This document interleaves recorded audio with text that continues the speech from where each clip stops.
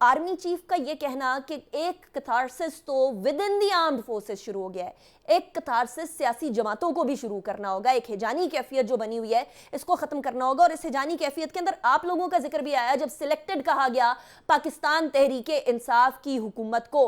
क्या हर बार हर इंतखाबात के बाद यही काम होगा कि सियासी जमातें एक दूसरे के साथ बैठने की बजाय और ये बात करने की बजाय कि ठीक है इंतखाबात हुए हैं उसका जो नतीजा है उसको कबूल करने की बजाय एक दूसरे के ऊपर तानाजनी करती रहे? जी, आपकी बात बड़ी हद तक दुरुस्त है। मैं इसको इस तरह से लेता हूं कि जैसा कि आज आर्मी चीफ साहब ने कहा है कि 21 में हमने फैसला किया कि हम गैर सियासी हो जाएंगे और सियासत में मुदाखलत नहीं करेंगे। इसका मतलब पहले मुदाखलत होती थी, अगर हम उनको सिलेक्टेड कहते थे तो उसकी वजूहात थी। आरटीएस का फेल हो जाना, आर्मी चीफ का एतराफ़, इससे पहले भी आपको याद होगा कि आईएसपीआर ने कहा था कि हमसे गलतियाँ हुई हैं, हम 20 साल में हमसे गलतियाँ हुई हैं और उन गलतियों को हम अपने खून से धो रहे हैं। तो जहाँ तक इस बात का ताल्लुक है कि वो जो हुकूमत थी पीटीआई की वो सिलेक्टेड थी, उसमें तो कोई शुबा भी नहीं है।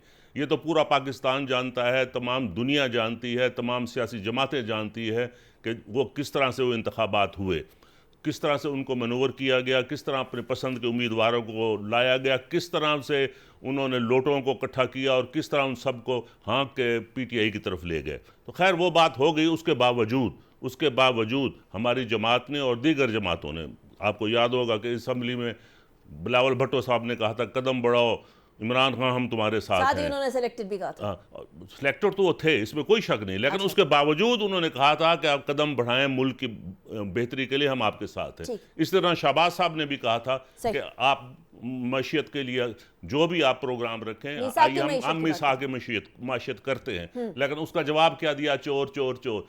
मैं समझता हूँ कि पीटीआई में सियासी कल्चर है ही नहीं, ना वो सियासी जमात है, ना वो सियासत को समझती है, ना वो डायलॉग पे यकीन रखती है। मैं आज भी इमरान खान साहब का इंटरव्यू देख रहा था ARY पे। मैं उसकी बात करूंगी शेख साहब, उसके बाद आगे चल के बात करेंगे।